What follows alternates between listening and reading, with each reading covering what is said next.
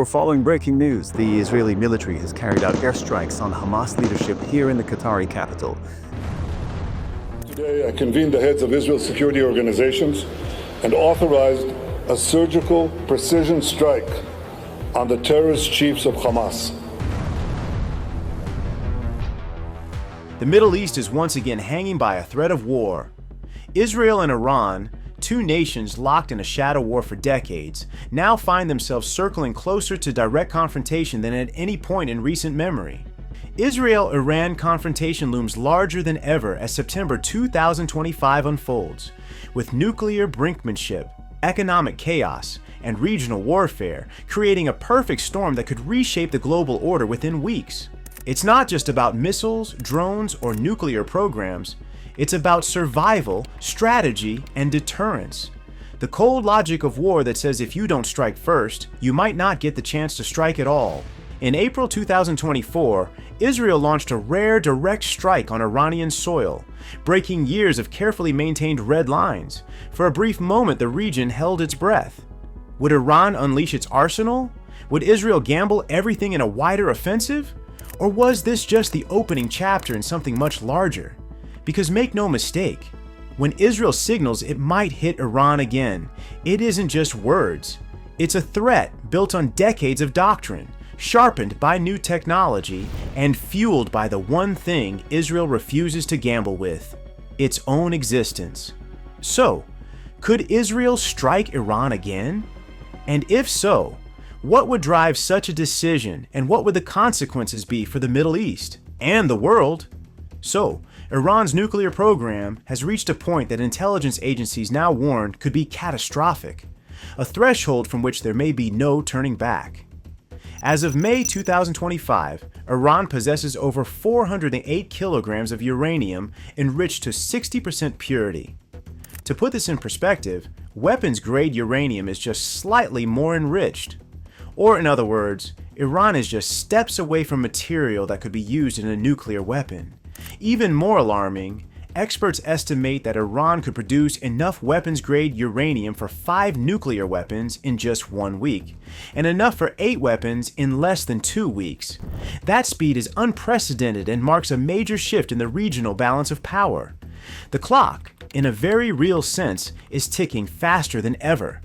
The Institute for Science and International Security has raised its Iran threat Geiger counter to 157 out of 180 points, labeling the situation extreme danger for the second consecutive assessment.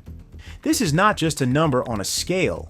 It reflects not only the growth of Iran's nuclear stockpile, but increasing evidence that Tehran is moving beyond uranium enrichment and actively pursuing steps toward weaponization. Intelligence reports show that Iran has been conducting computer simulations relevant to nuclear explosions, essentially testing the science behind detonation. At the same time, work has resumed at former nuclear weapon sites, including the development of high explosive initiators, a crucial component needed to trigger a nuclear device. These developments suggest Iran is preparing for a level of capability that could fundamentally alter strategic calculations in the region. Perhaps most concerning, Iranian officials have begun publicly discussing potential changes to the country's nuclear doctrine if they perceive themselves under an existential threat. In other words, they are signaling that they might consider using these capabilities if they feel their survival is at stake. If Iran is this close to a functional nuclear capability, how much longer can Israel, the United States, and other regional powers wait? And at what point does deterrence give way to preemption? As the numbers climb and the timeline shortens, the possibility of a direct confrontation grows, and the world is watching closely. The 12-day Israel-Iran war in June 2025 was short, but seismic. Known as Operation Rising Lion, Israel struck decisively at Iran's nuclear infrastructure and reportedly eliminated top military figures, including Revolutionary Guard Chief Hossein Salami. On the surface, it seemed like a swift surgical blow, a demonstration of Israel's reach and precision. But appearances can be deceiving. Satellite imagery and intelligence assessments suggest that much of Iran's nuclear stockpile survived the attacks. The strategic target that Israel aimed to neutralize largely remained intact, leaving the underlying threat unresolved. The war may have made headlines, but it did little to eliminate the core danger. The fragile ceasefire that ended the fighting on June 24th is now showing cracks. Analysts describe it as fraying at the seams. Recent Israeli strikes targeting Hamas leaders in Qatar have reignited tensions, prompting Iran to condemn the attacks as violations of sovereignty. If you're enjoying this deep dive, please like the video and consider subscribing to our channel. Your support helps us bring more global insights. Now, back to the video. These incidents reveal that the region is far from stable. The ceasefire is temporary, fragile, and increasingly fragile under the weight of ongoing provocations. The central problem remains. The nuclear crisis is unresolved. Iran continues to advance its capabilities, while Israel faces a ticking clock that grows shorter with each passing week. With each strike, each condemnation, each strategic move, the stage is being set for what could be an even more devastating second round of conflict. So exactly, how far is Israel willing to go to prevent Iran from reaching its nuclear threshold? And the answers are far from certain, but one thing is clear. The June conflict was only the opening chapter in a story that is still unfolding, and the stakes could not be higher. The economic stakes in the Middle East have never been higher. The June 2025 conflict already showed just how quickly tensions in this region can ripple across the globe. During the fighting, oil prices spiked over 10%, sending shockwaves through markets from New York to Tokyo. Experts warned that a renewed conflict could push prices even higher, possibly above $100 per barrel, especially if Iran moves to disrupt the Strait of Hormuz. This narrow but strategically critical waterway carries 20% of the world's oil along with crucial liquefied natural gas supplies to Europe. To put it simply, even a temporary blockage here can starve global markets of energy, creating shortages and sending prices skyrocketing. Qatar energy officials have gone further, warning that disruption of Qatar's LNG operations alone could cut 20% of global supply, a blow that Europe, still recovering from its energy dependence on Russia, might not withstand. The ripple effects would be immediate and far-reaching. Higher energy costs would drive global inflation, forcing central banks to reconsider interest rate policies just as fragile economies begin to recover. Supply chain disruptions, elevated shipping insurance, and reduced foreign investment would compound the damage, leaving businesses and consumers scrambling. Could the world withstand another spike in energy costs and supply shocks while the Middle East edges closer to open conflict? Every strike, every counterstrike, and every political maneuver has the potential to push global markets into uncharted territory. It's a global economic alarm, one that could reshape industries, currencies, and livelihoods in a matter of weeks if tensions escalate again. So Iran is not standing alone in its confrontation with Israel and the West. Behind the scenes, a powerful network of partnerships has been quietly strengthening. China, Russia, and Iran have deepened their nuclear and strategic cooperation.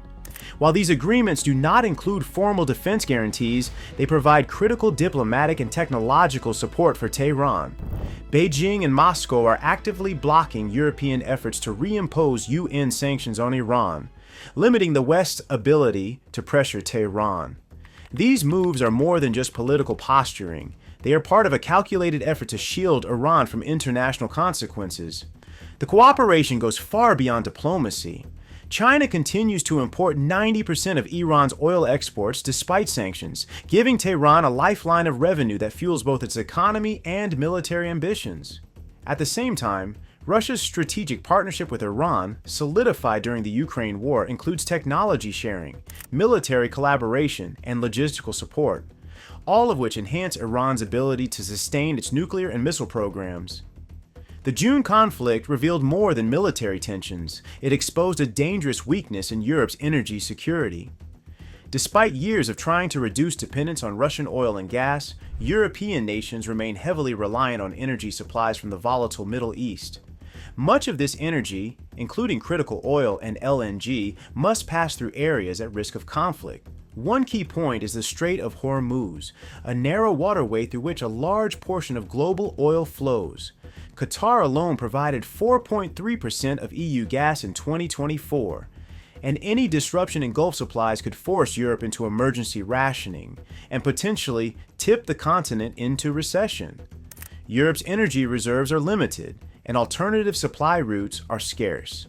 This makes the continent an especially vulnerable target if Iran seeks retaliation or leverage against Western pressure.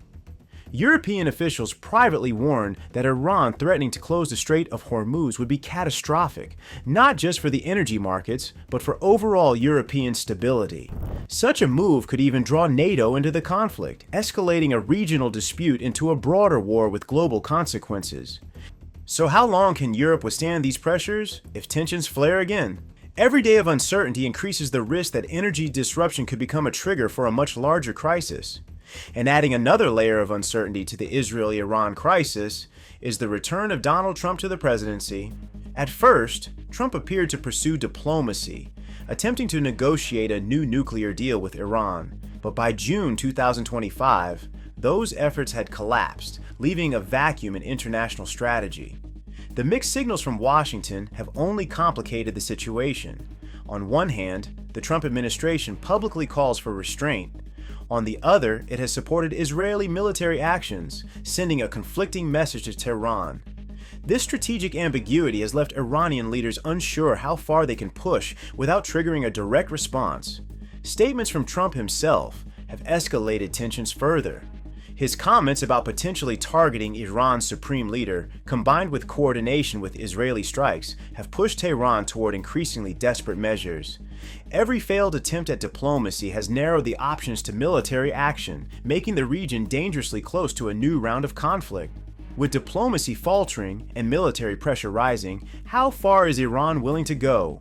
And how far will Israel respond? The answers could determine the fate of the region in the coming week. So the question on everyone's mind is, could Israel strike Iran again, and is it only a matter of time? Multiple factors suggest that a second strike is no longer just possible. It may be inevitable. Technical urgency is at the top of the list. Iran's uranium enrichment is accelerating at a pace that has Israeli intelligence increasingly concerned. Experts now warn that Iran could reach nuclear breakout capability within months, not years, drastically shrinking Israel's window to act preventively. Next is strategic vulnerability. The June strikes exposed significant gaps in Iran's air defenses while demonstrating Israel's ability to penetrate Iranian airspace with precision. This clear imbalance creates a strong incentive for Israel to act before Iran can rebuild and fortify its defenses. Domestic pressure adds another layer. Israeli officials are openly discussing regime change in Iran as a long-term strategic goal. With the perception that Iran's proxy networks have been weakened, political and public pressure is mounting for decisive military action. Finally, regional dynamics make the timing particularly urgent. The collapse of Assad's regime in Syria, combined with the weakening of Hezbollah, presents what Israeli leaders see as a historic opportunity, a chance to eliminate the Iranian threat permanently before conditions change. Taken together, these factors show an escalation that is difficult to avoid. The truth is that a renewed conflict would not stay regional. It would have global repercussions. Financial markets would react immediately. Stock exchanges from New York to Tokyo could tumble as uncertainty spreads. Energy prices would spike, driven by fears of disrupted oil and gas supplies from the Middle East. Central banks would face an impossible balancing act: fight inflation or support economic growth, and history suggests that no choice comes without pain. The humanitarian cost would be immense. Iran's population of 85 million could face systematic damage to critical infrastructure, while Israeli cities might endure missile barrages unlike anything seen before. And it wouldn't stop there. Regional allies from Lebanon to Yemen could be drawn in, risking a full-scale Middle Eastern war that world leaders have long tried to prevent. So, what happens if Israel and Iran clash again? And why should the entire world pay attention? As September 2025 unfolds, the conditions for another Israel-Iran war are not just present, they are intensifying. Iran's nuclear program edges ever closer to weapons capability. Global economic pressures are mounting. Diplomatic channels have run dry. The question is no longer if Israel will strike again. It is when and how catastrophic the fallout will be. Decisions made in the coming weeks could push the Middle East into the most dangerous conflict since World War II, with consequences that will reshape global politics for decades. The nuclear threshold is near. The economic fuse is burning. The strategic window is closing. One more strike could become the spark that ignites a conflagration that no one can control. If you found this analysis valuable, please consider subscribing to our channel for more deep dives into geopolitics. We would love to hear your thoughts. Drop your comments below and let us know what you think. Thank you for watching, and see you in the next video.